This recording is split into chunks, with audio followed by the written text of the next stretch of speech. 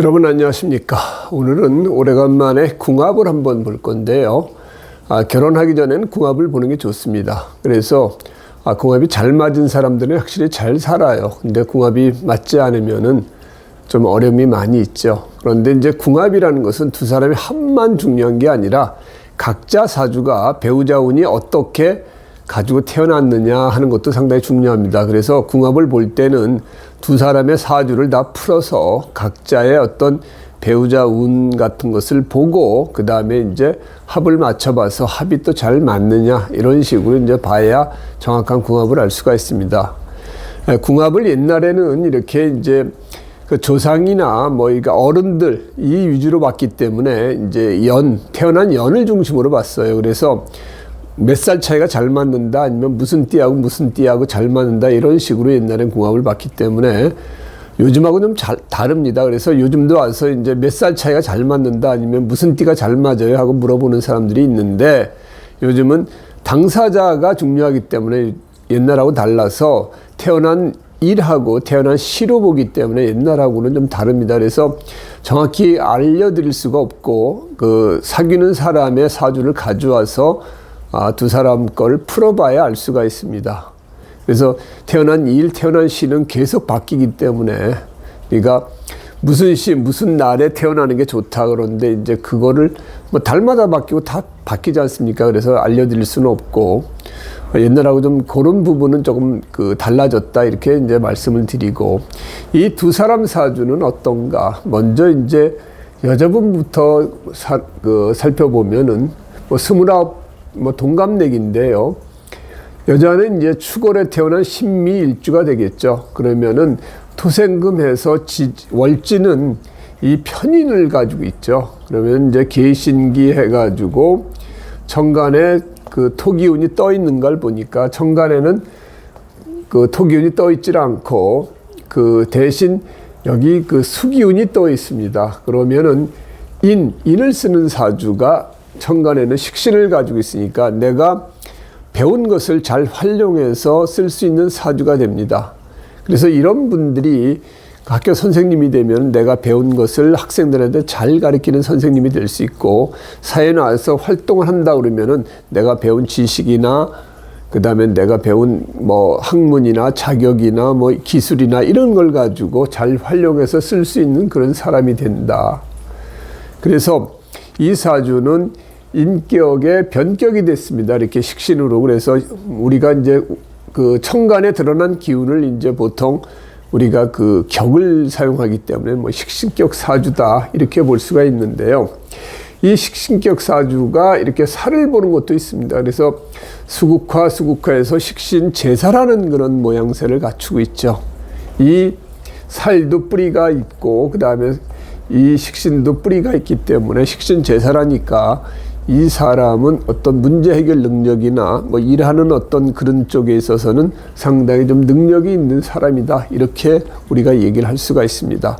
그러니까 식신 제사라는 사주는 어떤 어려운 문제나 어떤 일이 터졌을 때 그것을 잘 해결할 수 있는 능력을 가지고 있는 사람이죠. 식신 생재하면은 내가 열심히 일해서 재물을 벌 수 있는 사주가 되는데 오히려 여기 살보다는 이제 재가 있어가지고 수생목 해가지고 식신생지하는 게 더 좋긴 하지만 이 사주는 목의 기운이 없어요. 그러다 보니까 이 재라는 것은 우리가 현실 감각이 됩니다. 그래서 현실성이 좀 떨어질 수 있는 그런 부분들은 있다.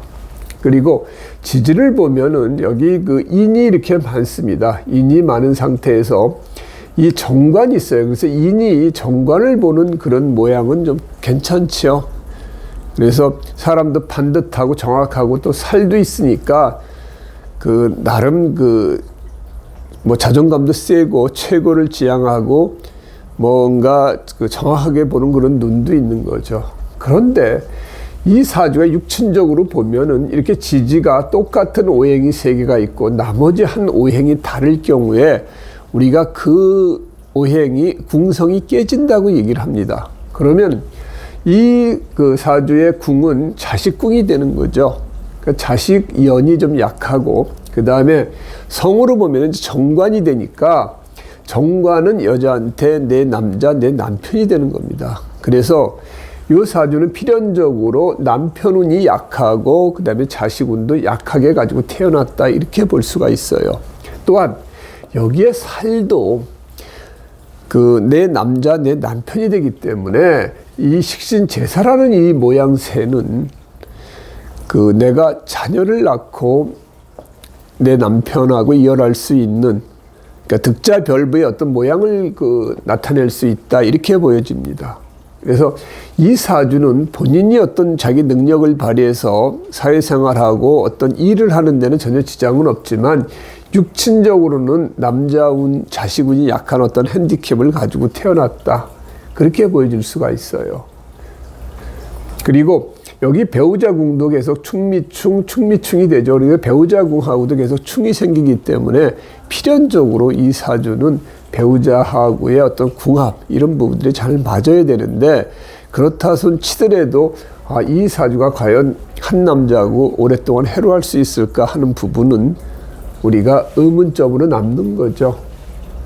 사주를 보면은 어렸을 땐 목의 기운으로 들어오고요. 그 다음에 화의 기운으로 들어오고 금의 기운으로 들어옵니다. 그러면 어렸을 때 이 사주가, 인을 쓰는 사주가 재운으로 들어오는 건 좋을 게 없죠. 그리고 이 천간으로도 수생목, 목생화에서 살을 살리니까 이 부분도 좋지는 않습니다. 그러니까 24살까지 운은 그렇게 썩 좋지 않고, 그 다음에 지금 운은 이제 병진대운에 있는데, 요 천간으로는 관도 들어오고 살도 있지만 식신이 제사라니까 큰 문제가 없고요.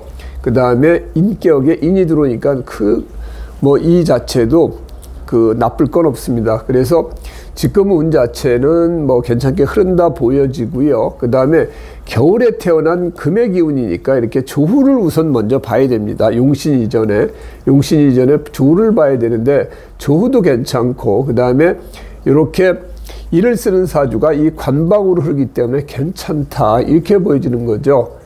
그래서 이 사주는 이 34살부터 64세까지 정사, 무호, 기미 자체의 운은 크게 문제가 없습니다. 내가 사는 데는 전혀 지장은 없는 그런 운을 가지고 태어났고, 그 다음에 말년에 이렇게 비겁으로 흐르는 것도, 이 인격의 비겁으로 흐르는 것도 크게 나쁠 건 없습니다. 다만 이 사주 원국에 배우자운이 약하고 이렇게 배우자궁을 충미충하는 그런 부분이 있어서 항상 이 사주는 소띠해마다 배우자의 어떤 문제가 발생할 수 있는 여지가 많은 사주다 이렇게 우리가 얘기를 할 수가 있고요. 이 남자 사주를 보면은 이 남자 사주는 이제 미월의 개해일주가 되는 거죠.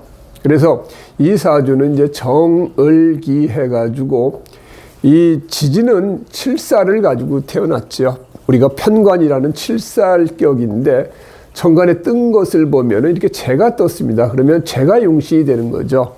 그래서 이 사주는 우리가 재격 사주다 이렇게 얘기를 할 수가 있습니다. 그런데 이 용신이 있는데 이렇게 임수가 와가지고 여기 정임합을 할 것 같지만 이 사주는 이 정화가 계수를 넘어가지 못하기 때문에 정임합은 안 됩니다. 그러나 이 겁재가 이렇게 재를 극하는 모양새가 되는 거죠. 그래서 남이 내 재산, 내가 하고 싶은 일, 내 여자 이것을 가져갈 수 있는 그런 소지가 있다. 그래서 남자한테 재라는 것은 여자, 그 다음에 아버지운 재물운이 되는데 기본적으로 이 사주에 용신이 이렇게 겁재에 의해서 얻어맞고 있는 모양새는 상당히 좀 안 좋죠. 그래서 이 사주도 이렇게 살을 가지고 있는 사주가 일간 자체도 왕하니까 이런 부분들 상당히 괜찮습니다.